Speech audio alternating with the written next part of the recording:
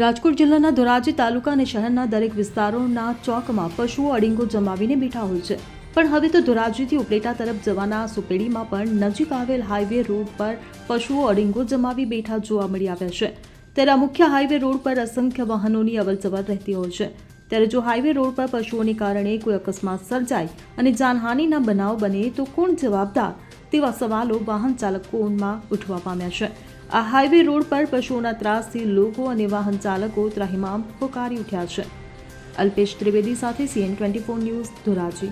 હવે જુઓ દેશ દુનિયાની તમામ ખબરો તમારી આંગળીના ટેરવે। ઉઠાવો મોબાઈલ અને Google Play Store પરથી ડાઉનલોડ કરો અમારી CN24 ન્યૂઝ મોબાઈલ એપ।